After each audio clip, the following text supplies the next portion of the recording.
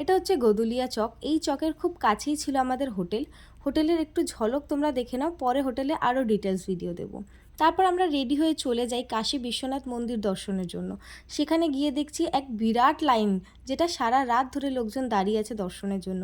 কিন্তু যারা এই ভিড় ঠেলতে চায় না, তাদের স্পেশাল ব্যবস্থাও রয়েছে। তারা 300 টাকা করে দিয়ে একটা স্পেশাল লাইন করিয়ে নিতে পারে। কিন্তু আমরা সেটা করাইনি, আমরা পার্সোনালি একজনকে দিয়ে সেটা করিয়েছিলাম। তারপর ভিতরে তো ফোন অ্যালাউ ছিল না, ভিডিও করতে পারিনি।